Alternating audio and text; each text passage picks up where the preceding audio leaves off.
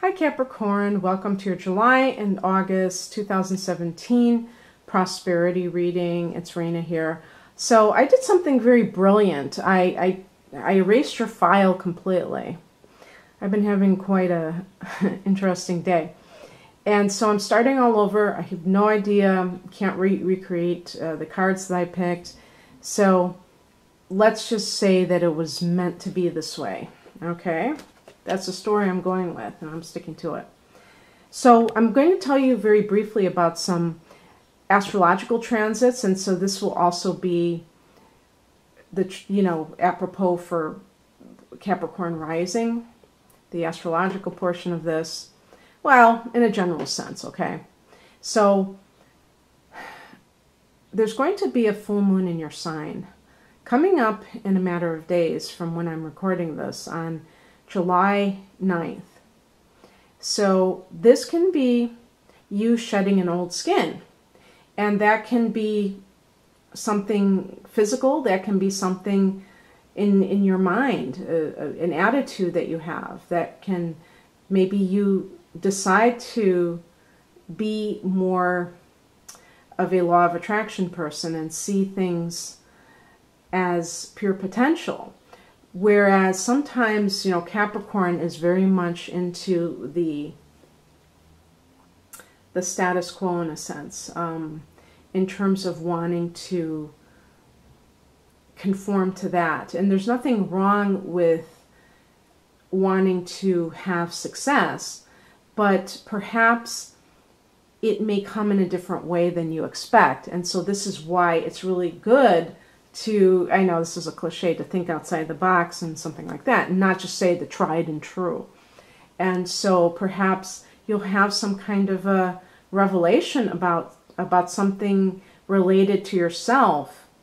The full moon can highlight whatever it comes in contact with, and in this case it's your actual being. And so you may come to some understanding of yourself that helps to transform you and thereby helps you financially. So the other thing is, because this is in Capricorn, there's going to be a conjunction with Pluto and the transit of Pluto in Capricorn, and you've been dealing with this. So this is really transforming you in a long-term sort of way. I can't wait to see you, Capricorn, in 2023 when Pluto has been done, has gotten done with you or finished with you, to see how different you are, because there's going to be a transformation. Sometimes transformation it's not readily apparent along the way. It's like little changes, and then all of a sudden you get to see that somebody has radically changed. It's just that it was done in increments. So what else is happening for you? Because there were some, now that I'm having to start all over again, I have to think, oh yeah, the biggie is that Jupiter, now direct, is still in that 10th house of career during July and August. So take advantage of that expansive energy. You may have already benefited from things like that, and that can open doors for you. And it can just be that you get a lucky break all of a sudden. So let me see your 5th house. What is happening with that? Yeah, I think that's basically what I wanted to say. Well, you're going to have Venus starting on July 5th, going into your 6th house of the workplace. So Mars was there recently, might have upset the apple cart, and now there is this sense of perhaps harmony restored. But it could be that you get more money because Venus can attract money to her, and that would be wonderful. Your opposite sign, Cancer, there are transits with Cancer. Venus goes into Cancer on the 31st of July, and that is your 7th house, so you could have situations with partners, or perhaps clients, money from clients if you work for yourself.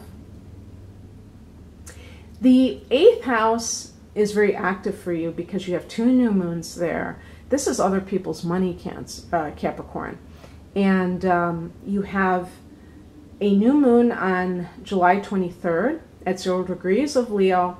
And you also have another one in August, which is very unusual, at 28 degrees of Leo on the 21st of August. And that is a solar eclipse. So that could be something that just comes in, drops in your lap. It's not anything that you have to like slave over. And it's during a Mercury retrograde, so it's possible that something that was unresolved from the past comes in and it gets resolved. And that can be very exciting. And, you know, involving inheritance issues or maybe some kind of investments. So let's pick some. I'm going to be doing a very simple 3-card tarot spread and then pick a couple of oracle cards and a law of attraction card.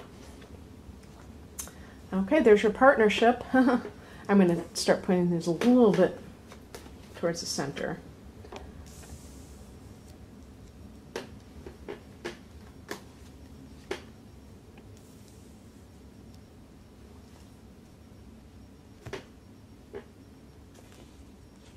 A card from the Wisdom of the Oracle deck.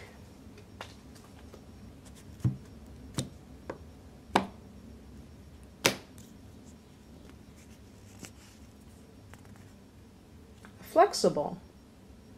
I'll just hold this up now so I don't have to hold it up twice. Number 19.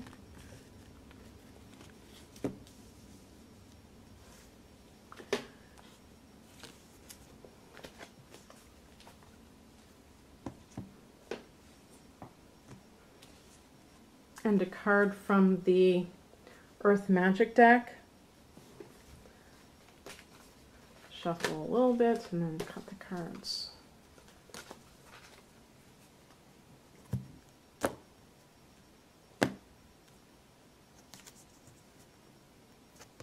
I got this before for a sign. Fog, veiled. Okay.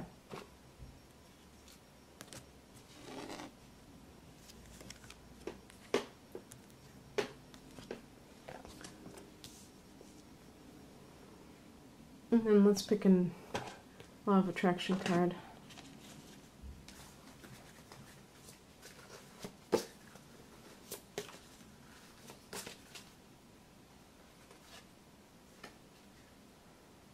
Trust.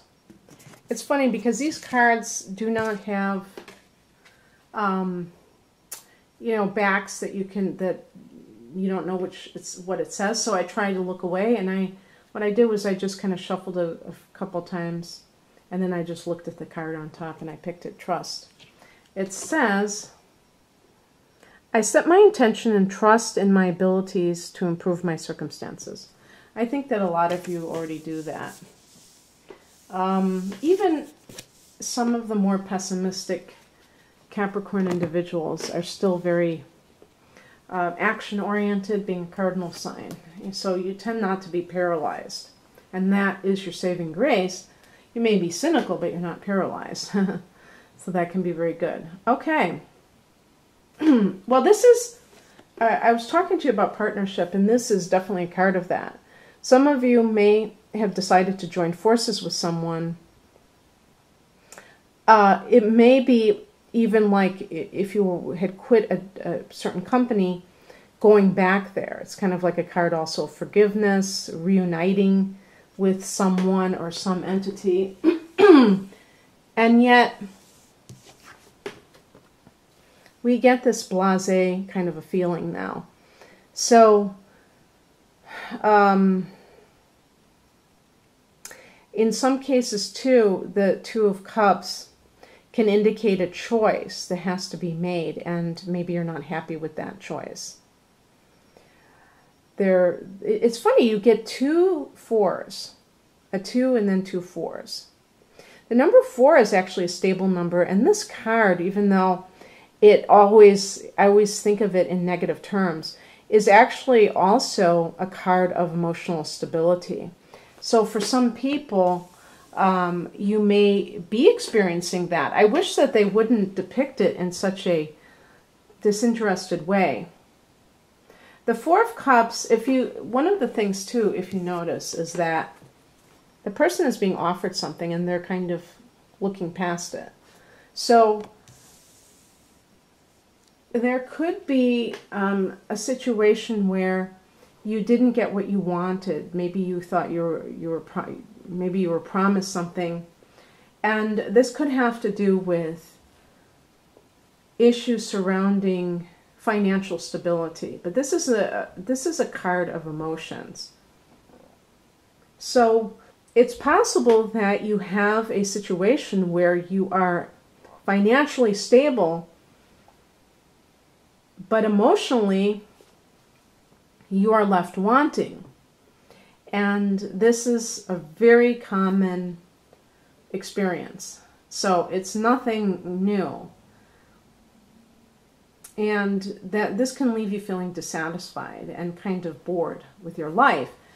So the outcome is the Four of Swords. This is kind of a card of retreat, and this is always a good idea because this is about taking time to take stock in your life and to also recharge your batteries if there is some kind of a situation where you need to even get away from that job. It could indicate that you have, burned out and you need to physically recharge from a situation. So how this plays out for you, I don't know. I'll leave that to you. I'm just going to keep going. And the next card is from the Oracle deck, the Wisdom of the Oracle. And it's number 19, and it's flexible. The essential meaning is teachability, open-mindedness, being adaptable without compromising what's most important. The Oracle's message is that a tree's roots are solidly planted in the ground, yet its branches can bend in a hurricane, whereas a rigid structure, like a building, would come crashing down. Consider how the tree remains supple and secure when everything around it may be in shambles. This is how you need to be now, willing to learn new things, teachable, malleable, yet firmly grounded in who you are. Common sense is important, but so is an open mind. Stay curious, stay open, stay aware. At this time, others will be more flexible with you too. The prosperity message is, even when you have a clear vision of how you're going to manifest something, what it will look like, who will share in it, and what will then be available to you, you still need to relax and open to other possibilities. Spirit may have much better plans for you. It could be a job you hadn't thought of, a new source of money, or some other opportunity that eluded your imagination. Be flexible and remind yourself, this or something better manifests for me now. Then be willing to bend a little. Enjoy the miraculous results. And I think that, this goes along with a lot of that energy of Pluto, where there are twists and turns. You also have, that's the other thing too, you have Uranus in Aries, and this is affecting your 4th house of home and family. So you may have had some surprises, either with your family of origin and situations around that, or also with real estate matters. And that could be affecting you financially as well. And so, for instance, having to sell at a moment's notice